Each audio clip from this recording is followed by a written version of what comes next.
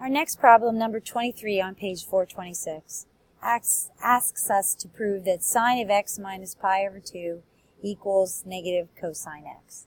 So we're going to use our difference identity for sine to prove this. So we're going to start by having our sine of x minus pi over 2 expanded to be sine of x cosine of pi over 2 minus cosine of x sine of pi over 2.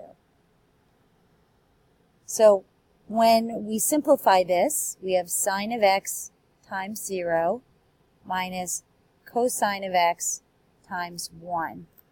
Because cosine of pi over 2 is 0 and sine of pi over 2 is 1.